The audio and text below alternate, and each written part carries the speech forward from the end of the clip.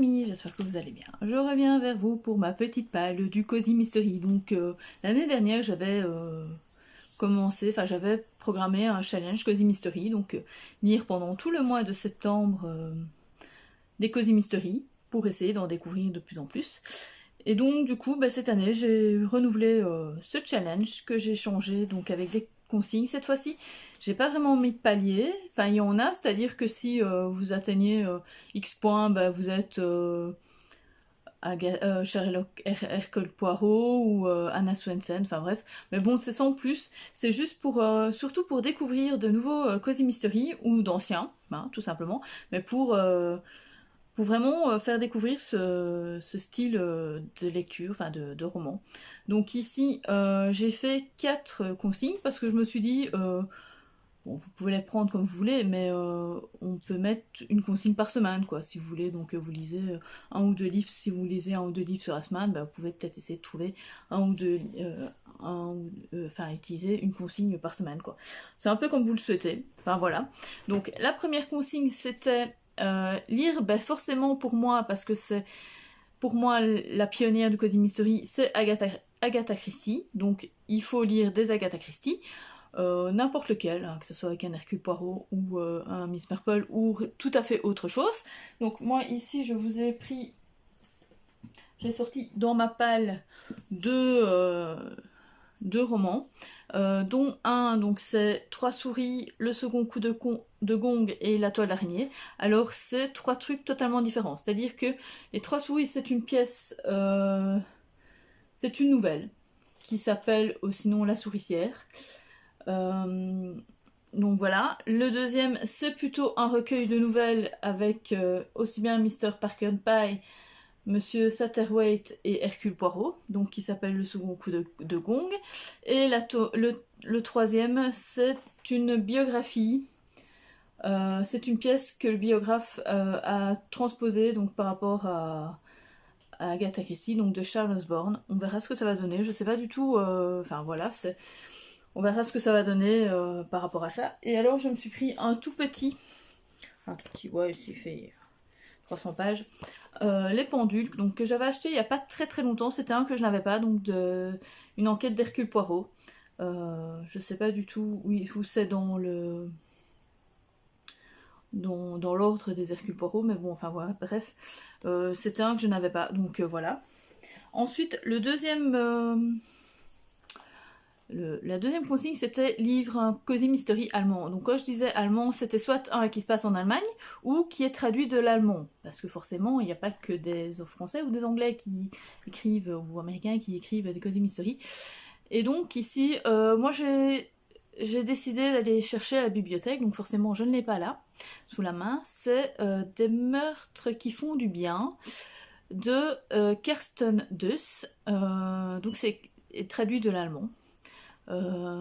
C'est un Cozy Mystery un peu en même temps qui est philosophique, on va dire ça comme ça, enfin qui est sur le bien-être et tout, comme le titre le dit.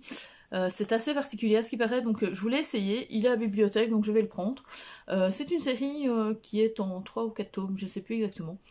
Voilà. Donc maintenant vous avez d'autres Cozy Mystery allemands, dont par exemple Les enquêtes de Miss Marple, de je ne sais plus qui.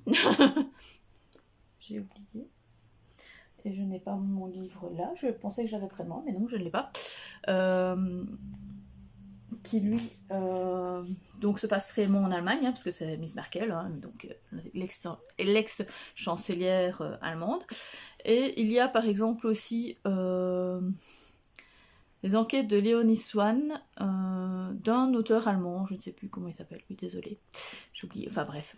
Il y a quand même ces 3 trucs-là qui sont, on va dire, des cosiers allemands. J'ai mis cette consigne qui est un peu particulière pour essayer de pimenter un peu le jeu, tout simplement. Donc c'était vraiment la consigne la plus difficile à faire, enfin à trouver. Donc voilà, bon moi j'en ai trouvé un. Ici je suis en train de lire le Miss Marple, le premier tome. Donc voilà, j'aime encore bien, c'était encore bien marrant. Ensuite, la troisième consigne, c'était tout simple, écrit par un homme. Alors les 3 quarts des Cozy Mystery sont quand même écrits par des femmes. pas du moins tous ceux que j'ai lus et que je lis sont fortement écrits par des femmes, mais il y a quand même des hommes qui écrivent. Et dans ces hommes, j'ai pris, par exemple, de Roberto Rogout, que j'ai depuis 2 ans, facile, hein, parce que je pense qu'il est sorti il y a 2 ans, hein, je pense. 2 ans, 3 ans. Celui-ci, je ne sais même pas, il n'est pas noté. Oups. Bah écoutez, je ne sais même pas quand est-ce qu'il est sorti. En 2021, donc il a quand même 2 ans déjà. C'est Les Dames de Marlowe, enquête mort contre triple, donc le premier tome. Donc voilà, c'est dans une petite ville donc de Marlowe en Angleterre. Judith Pot, 77 ans, mène une vie qui lui plaît. Elle boit un peu trop de whisky et se baigne toute nue dans la Tamise. Et alors, au pays des excentriques, elle est la reine. Ben ici, elle va découvrir, à mon avis, avec son petit club de Scrabble, un petit meurtre et résoudre ce petit meurtre, à mon avis. Donc voilà, j'ai hâte de voir ce que ça donne parce qu'à ce qui paraît, c'est génial. Ensuite, encore un aussi que j'ai depuis facile 2 ans, c'est Au service de secret de Marie-Antoinette de Frédéric Lenormand, chez City, non, chez La Martinière plutôt, excusez-moi. Ben, c'est aussi, c'est par rapport à Marie-Antoinette qui, la reine Marie-Antoinette qui résout un petit meurtre parce qu'il se trouve que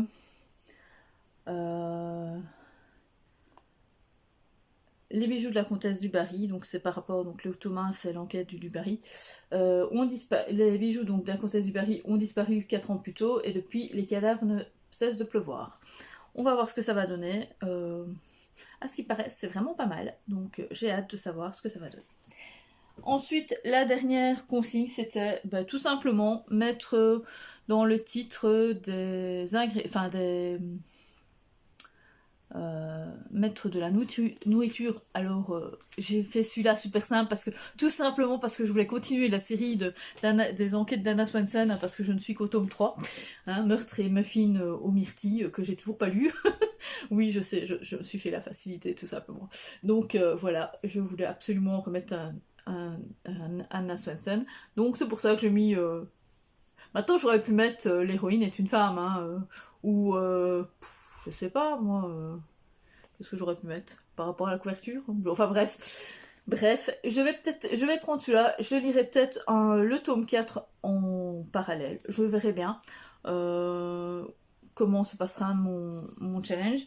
Et sinon j'ai pris un aussi que ça faisait 2 ans qui traîne dans ma palle, donc c'est L'été de meurtrier d'Oxford, donc le tome 1, Choix à la crime de H.Y. Anna, donc chez City. Même chose, à ce qui paraît il avait l'air pas mal, on verra ce que ça donnera, et puis voilà. Donc je vous ai montré ma petite palle, j'espère que ce petit challenge pourrait encore vous attirer. Vous pouvez me dire si vous avez des livres, si nous avons des livres en commun, on peut tout à fait faire une lecture commune, sans problème, dites-moi ça en commentaire. Et puis n'oubliez pas de mettre un petit pouce bleu vers le haut, de vous abonner si ce n'est pas déjà fait, et je vous dis à plus, bisous.